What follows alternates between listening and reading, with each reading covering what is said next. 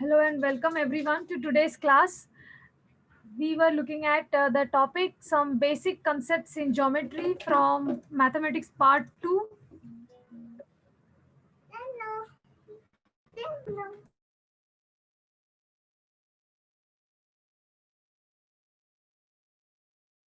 Let's quickly revise the topic first and then we will begin with problem set today.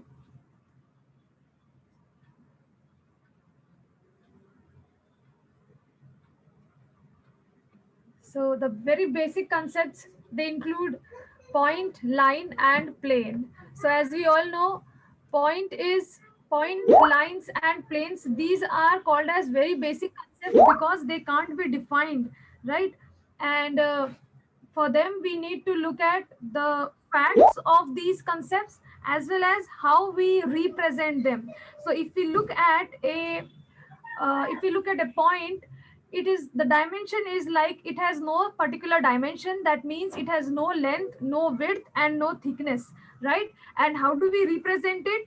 By a point, by a simple point, or you can just check, we can use a cross as well. We can use capital letters to denote a point.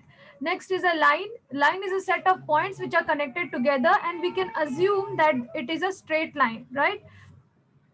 And also a very basic thing is that it has only one dimension and it can be pulled to infinity because it has two arrows at both the ends.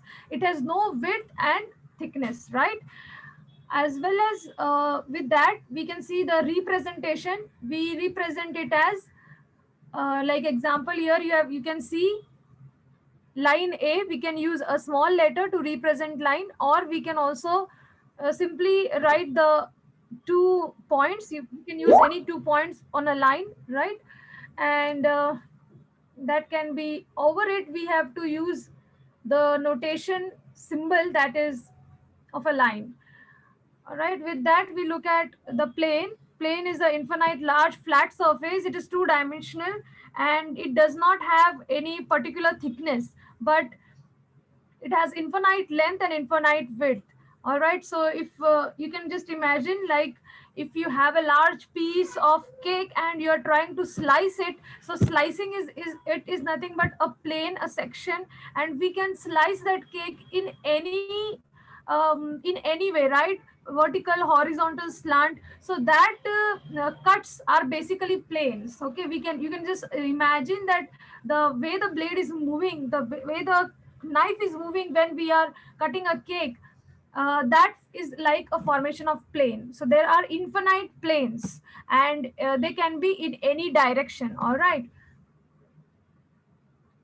then we also saw how to find distance between 2 points, and it can be found by subtracting the smaller coordinate from the larger coordinate. Also with that, also with that we know that distance between 2 points can never be negative because distance is something which is greater than 0.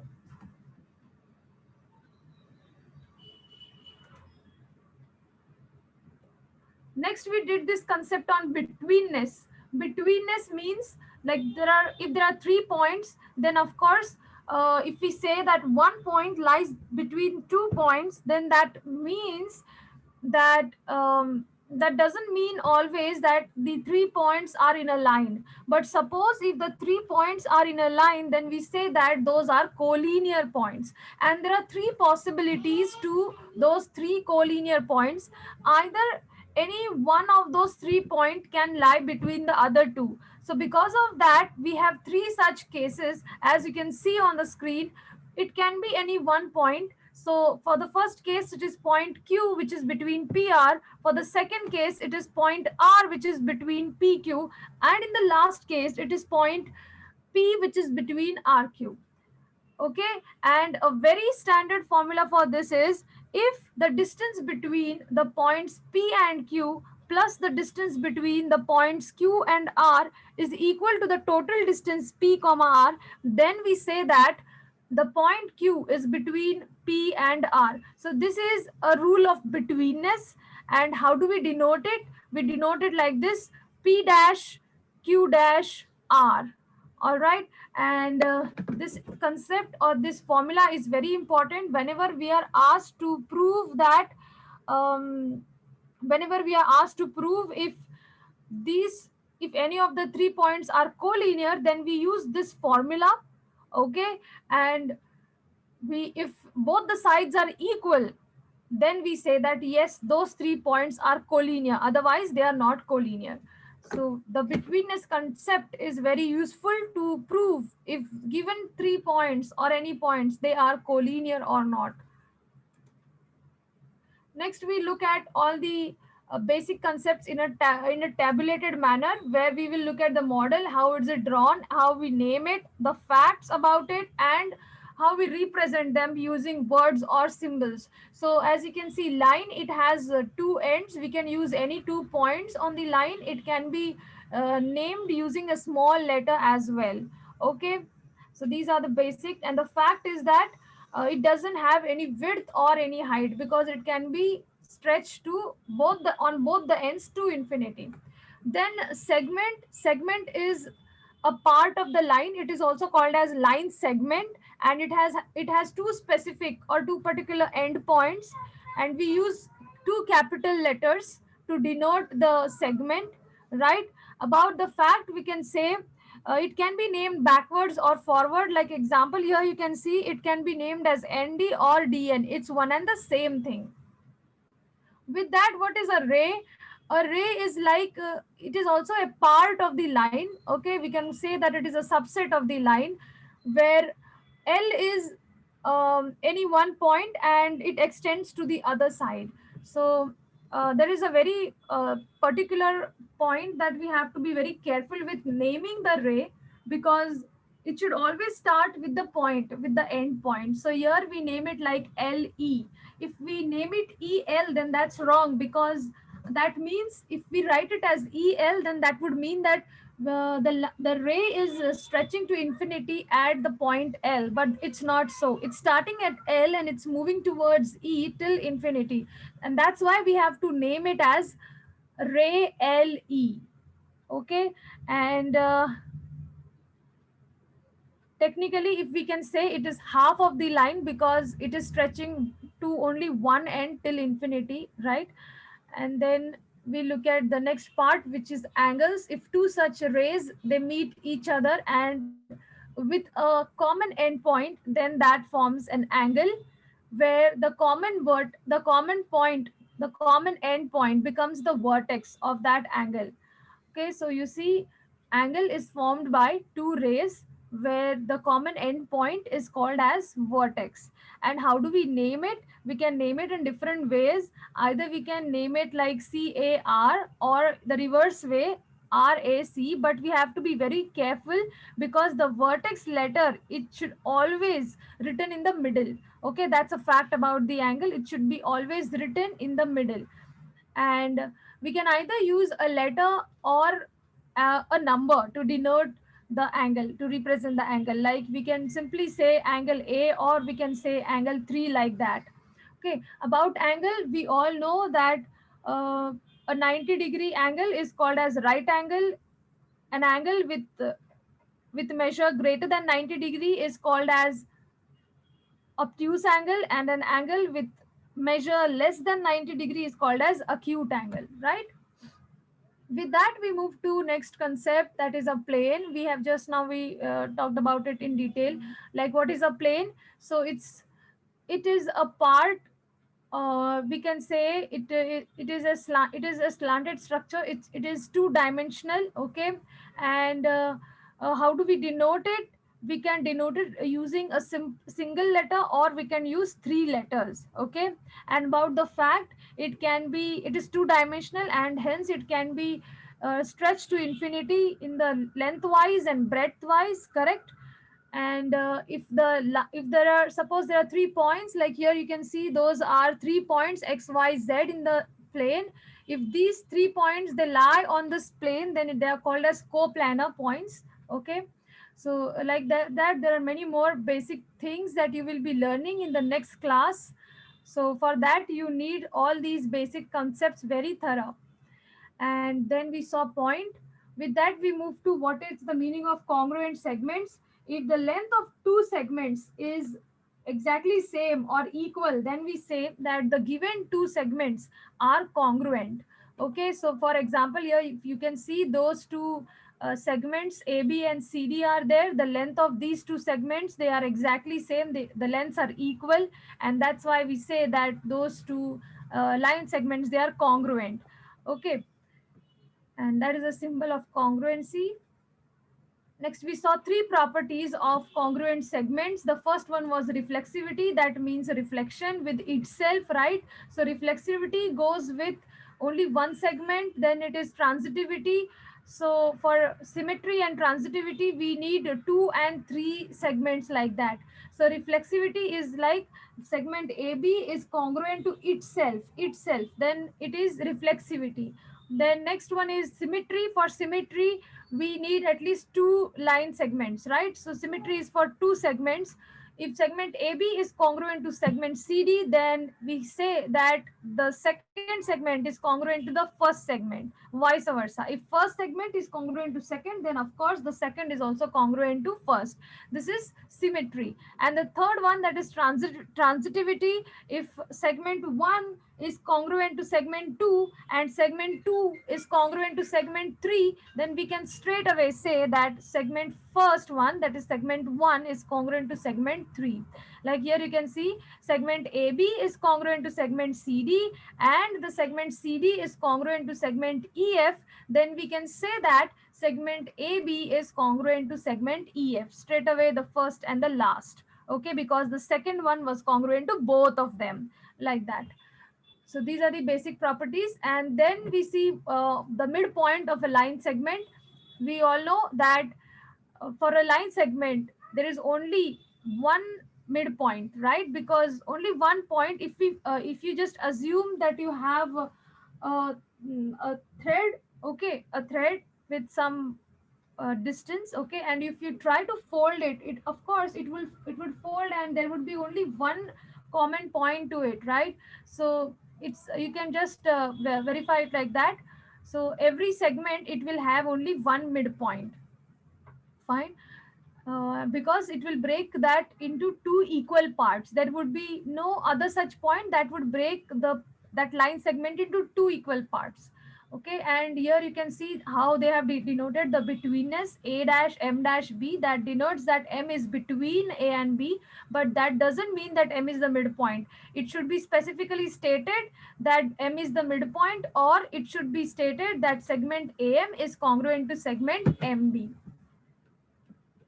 Then we see comparison of segments. Comparison of segments can be done using the length of the segments.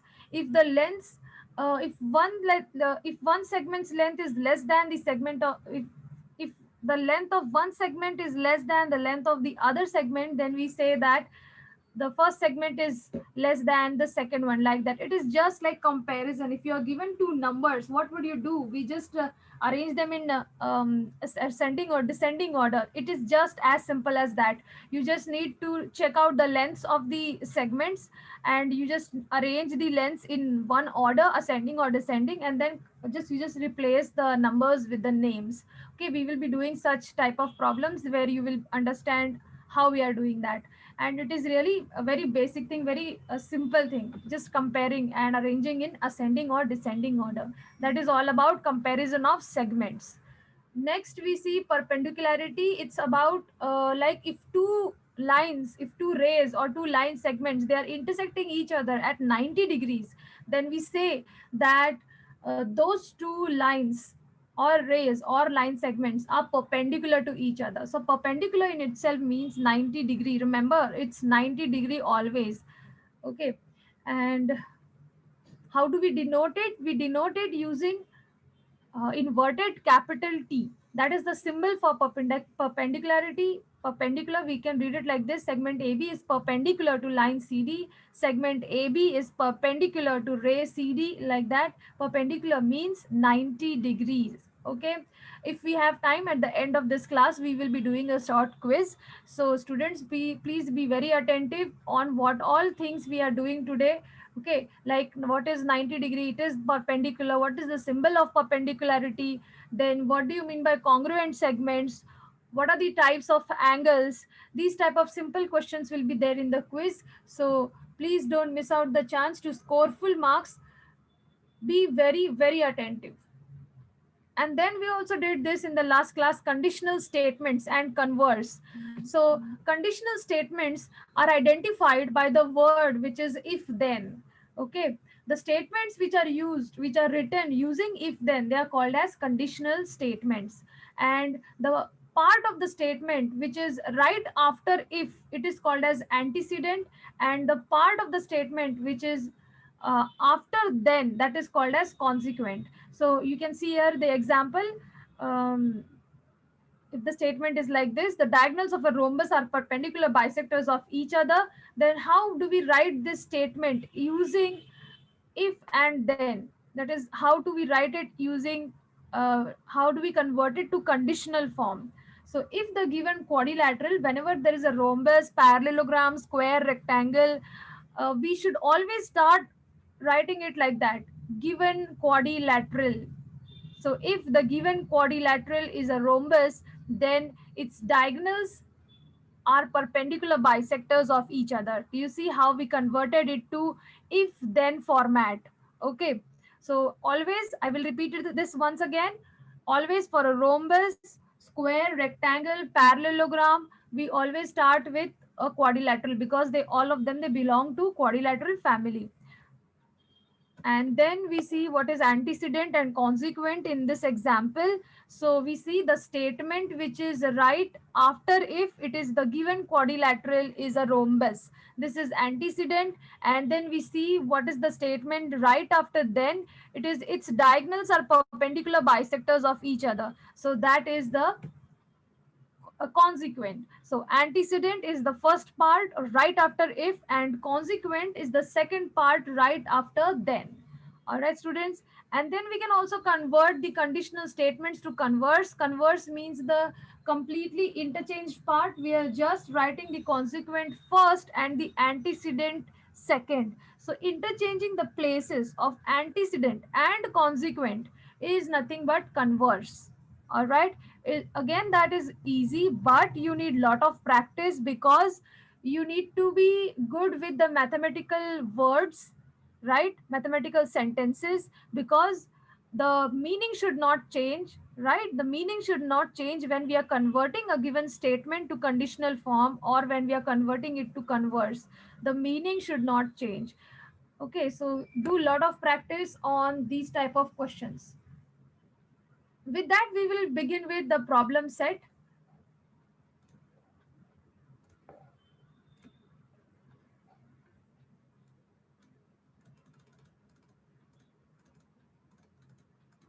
So we begin with the first question, that is, select the correct alternative from the answers of the questions given below. So how many midpoints does a segment have?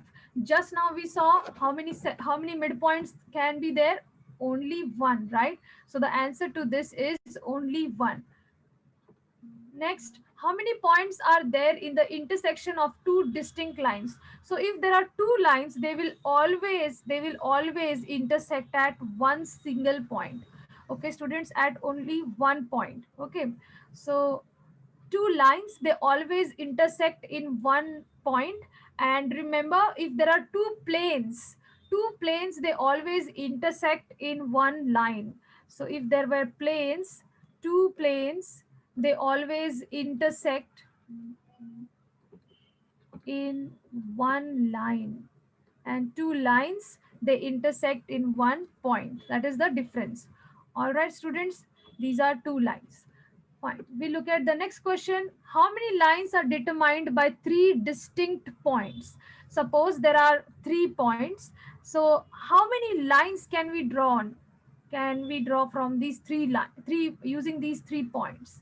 So either we can draw one line. Suppose if these 3 points, they were in a line, then just we can we can get one line out of those 3 points, but it is not mentioned in the question over here if the 3 points they are in linear format or they are not in linear format. Okay, so for that we will get two answer to this. Either it can be a one single line or there can be three lines, right? Like here you can see this is the first line, then this is the second line, and this will be the third line, like that. So either it will be one or three. So the right answer to this is C. The right answer to this is C. We look at the next MCQ question. Find the distance AB if coordinates of A and B are -2 and 5 respectively. So how do we find the distance? We all know distance A comma B, it is found by subtracting the bigger number minus the smaller, right? So which is the bigger number among -2 and 5? Of course 5 is greater, so that would be 5 minus the smaller is -2, and then first we combine the signs, so that would be negative and negative makes it positive. So 5 plus 2, the answer to this is C, which is 7. Okay, we move to next question. Here we are given the betweenness, that Q is between the points P and R. So let us quickly draw this. Here is P, here is R, and there is a point in between somewhere which is Q. Okay, so further they have given that PQ is 2, distance between P and Q is 2, and distance between P and R is 10. That means the complete distance PR is 10, like that. Okay, and we are asked to find what is the distance QR. Okay, what is the distance QR, this distance? So clearly, how do we find it? Simply subtract, right? So you can just subtract, but suppose this question was asked for 2 marks, okay, and these options were not given, then how do we do this? We use the formula for betweenness, that is distance between the points P comma Q plus distance between the points Q comma R, that is equals to distance between the points PR, the total distance, right? The total distance PR. Okay, and just simply write down the distances. So first is 2 plus distance between QR, we don't know. So as it is, that is equals to 10. And shift this 2 to the other side. So we get the distance between Q and R is 8, right? So the correct answer is B, that is 8. With that, we move to question number 2. It says, on a number line, coordinates of P, Q, R are 3, -5, and 6 respectively. State with reason whether the following statements are true or false. Okay, so the coordinates are given that P is equals to 3, Q is equals to -5, and R is equals to 6. Okay, and we have to check whether the statement given is true or false. So let us work on the first one. To solve this or to verify this, we first need to find the distances individually. So let's check what is the distance between P and Q. We know that will be greater minus smaller, right? For that, we compare P and Q. So P is 3 and Q is -5. So which is greater among these two? 3 is greater. So that would be 3 minus of 5, which is equals to 3 plus 5. We get the distance to be 8, right? And then we check what is the distance between the other points, that is QR. So distance Q comma R is equals to again the same formula, greater minus smaller. And which 2 points are we comparing? Q and R.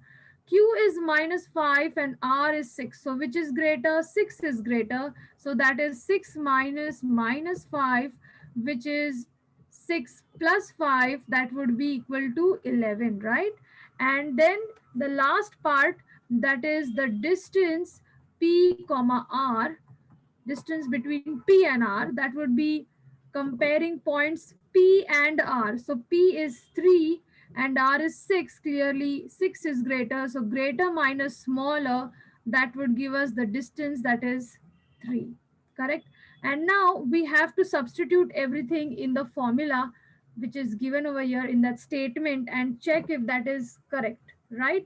So it's given that distance PQ, distance between PQ plus distance between QR is equal to distance between PR. Distance between PR. Just substitute and check. So PQ is 8 plus QR is 11, which is equals to PR. PR we got 3. Clearly this is not equal. So the answer to this is false, right? This is false.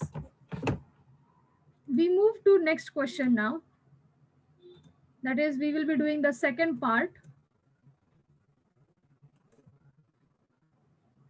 Okay, this is question number 2, the same question with the second part now. So how do we begin? We start with finding the distance of all those parts, that is PR, RQ and PQ. Okay. So the first thing, we start with finding the distance. Okay, we have already got the distances. So just a minute, let us use the same work that we have done earlier. All right. So the second part, we can do it here itself. We just substitute the values and check if we get both the sides equal, right? So distance PR, the distance between points PR plus distance between the points RQ is equal to distance between the points P comma Q. Fine. So what is the distance between PR? We just now got distance between PR is equals to 3. So 3 plus distance between RQ. RQ is same as QR, which is 11, and that is equals to distance PQ. We got the distance PQ to be 8. Clearly, if you check, is this equal? PR plus RQ, that is equals to PQ. Is it true? That's not, right? So this statement is also false. So which would have been the right one? It would be distance PR plus the distance PQ, that is equals to the distance QR, right? That would be the correct way of writing it. Correct, students? Fine. So with that, we move to next question, question number 3.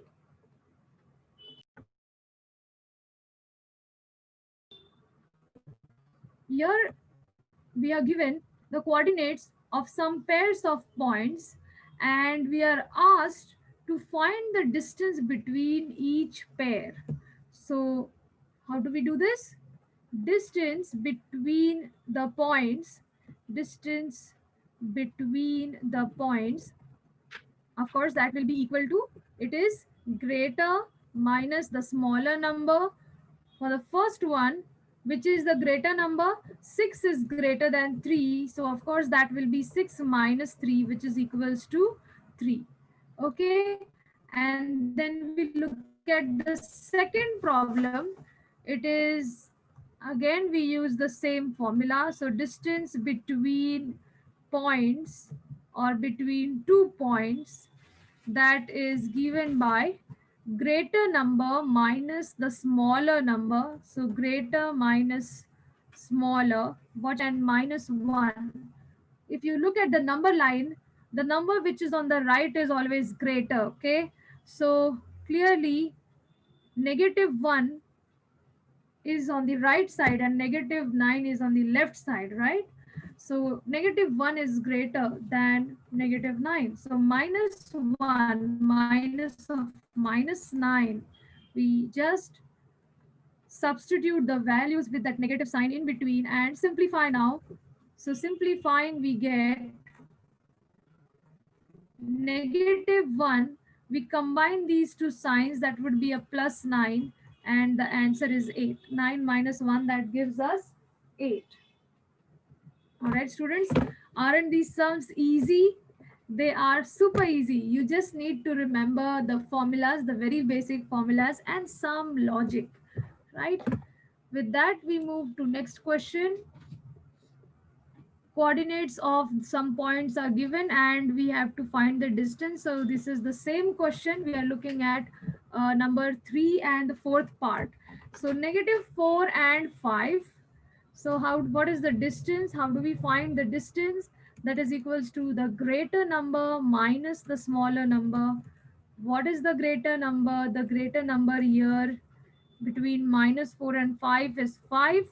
So that would be 5 minus -4, and that would be 5 plus 4 because we are combining these two signs, and that is 9. So distance for the third problem, third part is 9. And likewise, what is the distance for fourth one?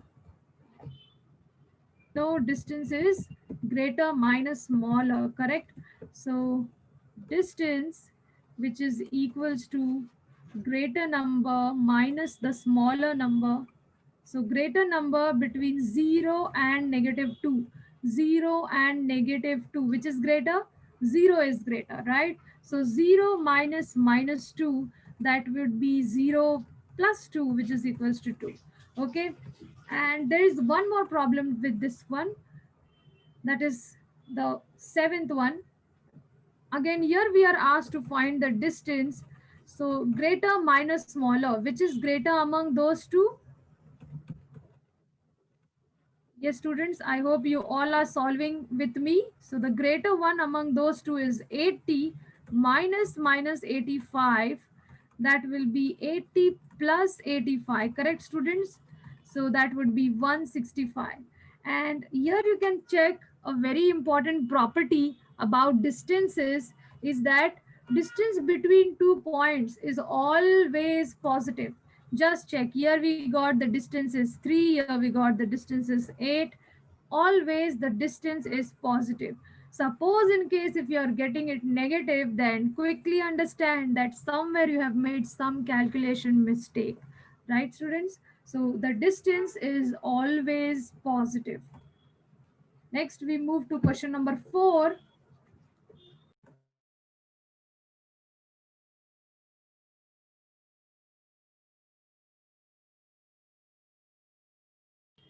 Coordinate of point P on a number line is -7. Find the coordinates of points on the number line which are at a distance of 8 units from point P. Okay, so for this we require the grid. Let us take a grid like this. Okay, and we need to draw a number line. So let me quickly draw a number line over here. Okay, just a minute, students.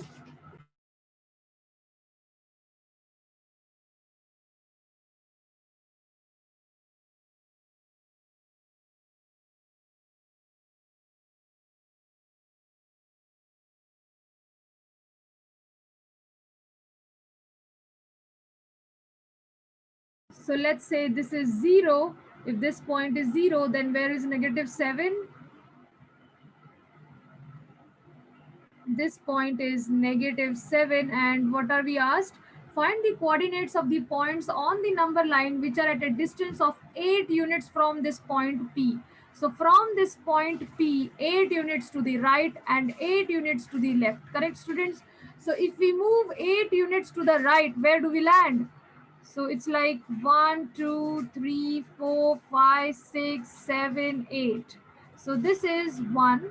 If we move towards right, the point will be 8, which is at a distance of 8 units from point P. Likewise, what happens if we move to the left? Correct? So left would be 1, 2, 3, 4, 5, 6, 7, 8. We'll end up over here. And what is that point? That would be 14.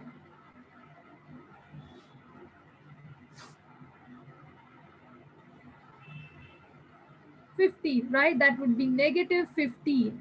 Okay, so the 2 points here, as they have asked us, find the coordinates of the points on the number line. So let's name the points. Let's say this is M and this is N.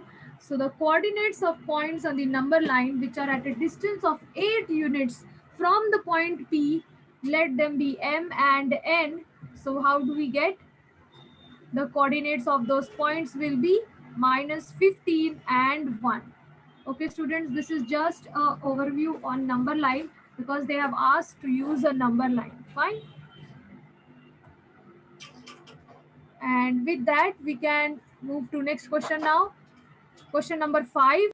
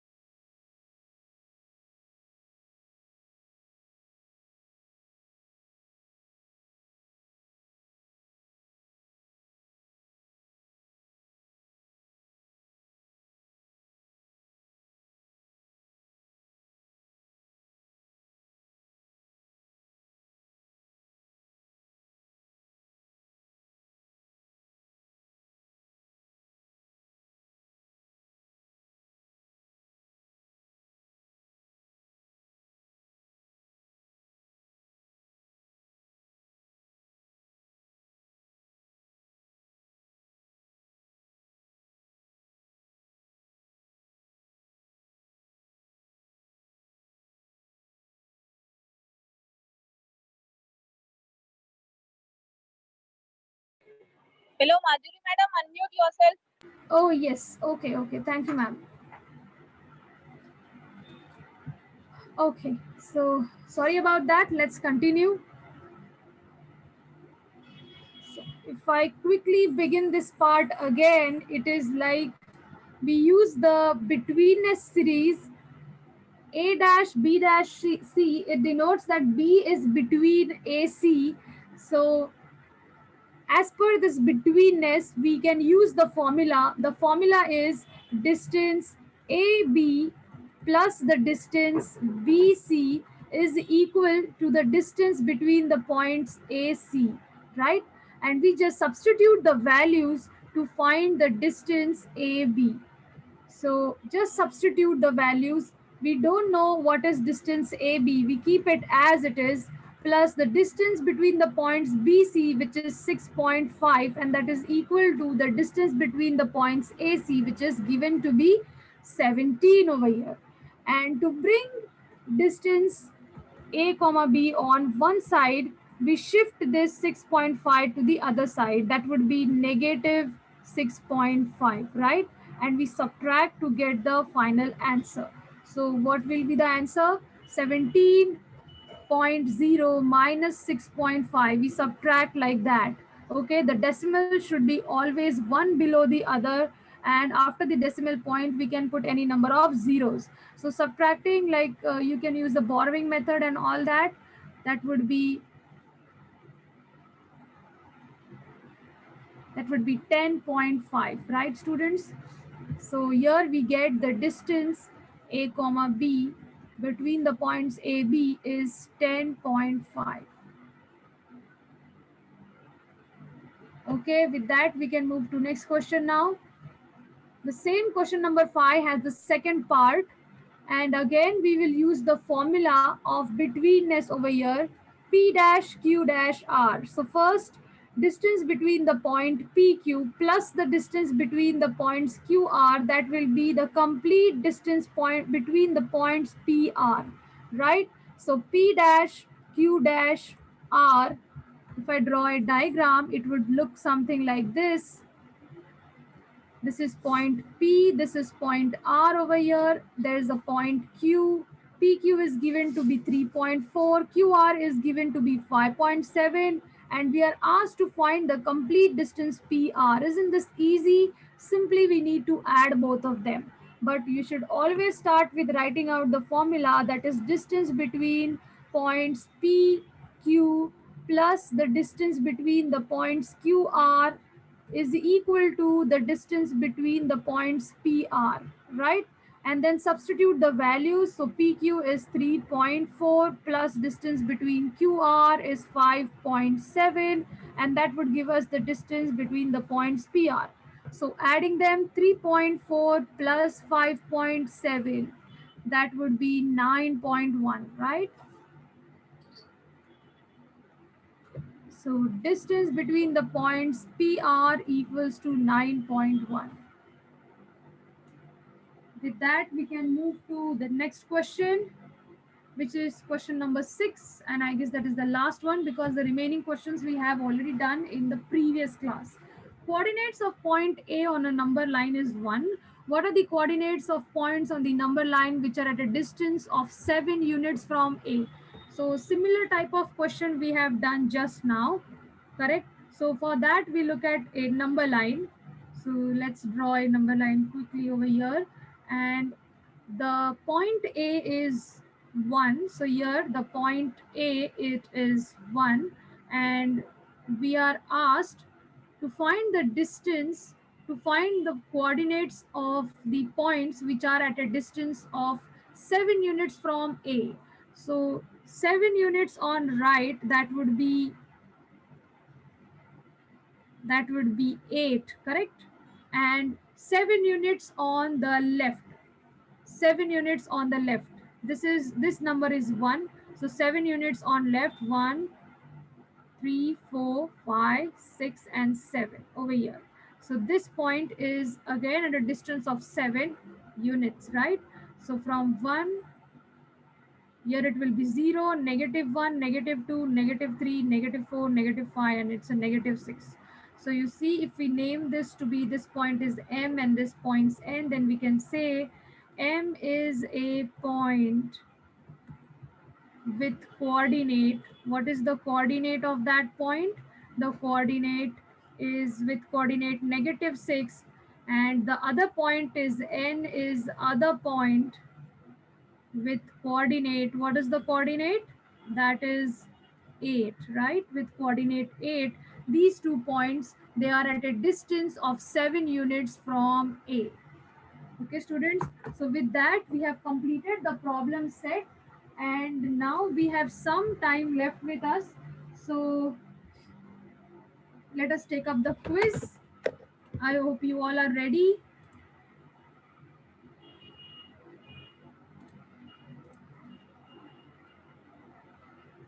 Yes, so we begin with our 5 minutes or 10 minutes exercise.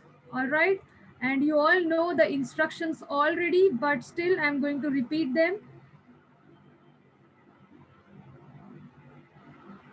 You need to go to Google, go to any web browser, and you need to Google in joinmyquiz.com, wherein you have to select for students option the first link. Click on the first link and you will be redirected to a page like this, which is quizzes, and then you will be asked for a code. Once you enter the code, you will be asked for your name, and when you enter your name and click on start, you will be here on the live dashboard waiting for other players to join.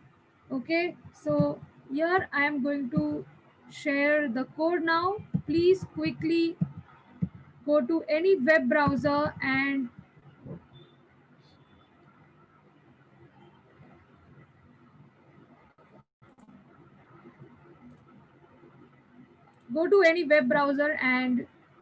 follow the instructions, and I'll be sharing a code just now. Please wait.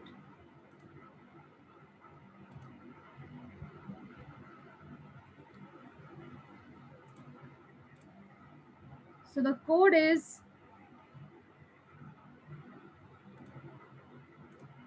733789.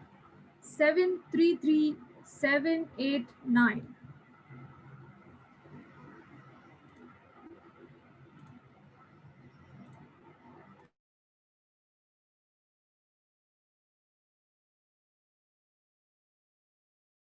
Very good. I see already 20 of you have joined. I'll be waiting just for 40 seconds today, no extra time, because there are 15 questions and those are really very easy questions. You just need to be very attentive and alert when you are attempting those questions, because the options can be little tricky, right? The options can be very really tricky. So let me repeat the instructions once again. You need to go to any web browser and Google in joinmyquiz.com. Once you enter in, or once you select the first link, you need to select the first link. As you click on that, you will be asked for a code. The code is 733789. The code is 733789. Quickly, students, go ahead and try it out. Just you need the code, and then you enter in your name, and just click on start. You will be here on the live dashboard, and once we cross 50 students, we will quickly start the quiz. So we need just 7 more students. Come on, students, go ahead and give it a try.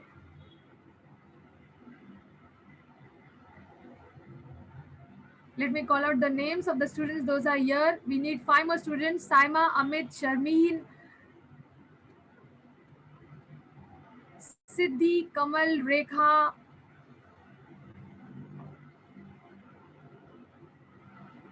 Sujata, Nilesh, Krishna, Arjun, Shivam, Sonu, Astha, Shifa, Harsh, Nisha.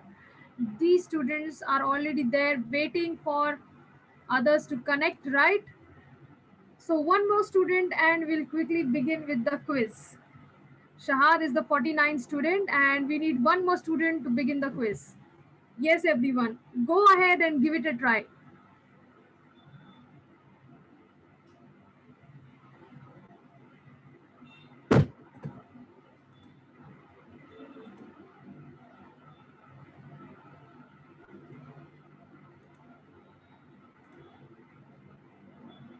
Yes, and the 50th student has joined. It's Roshni, and let's begin. Here I click on start.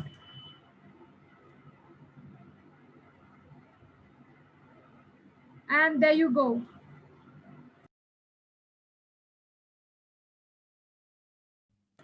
So students, those are 15 questions. Those are 15 easy questions.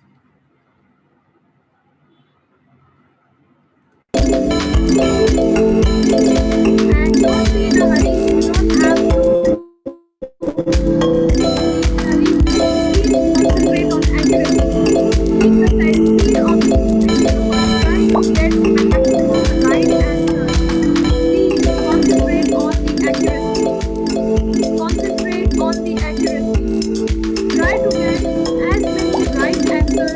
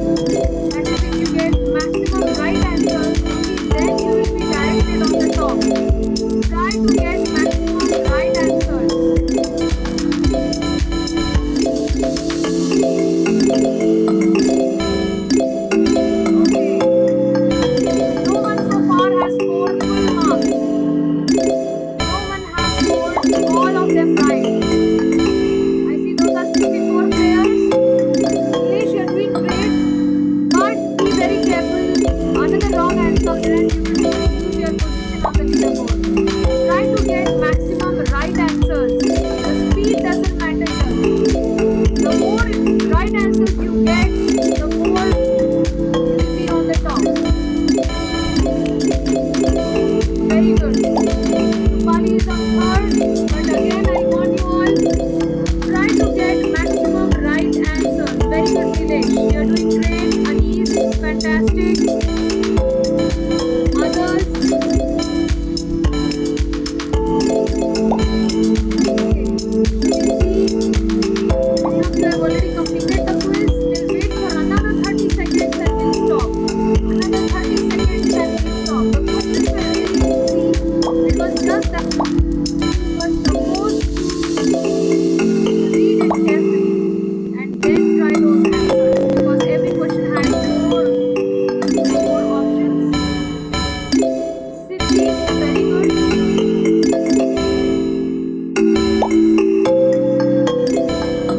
Another 10 seconds and we'll stop.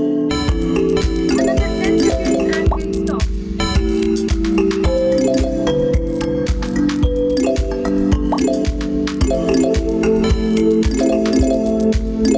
Okay, with that, let's stop here.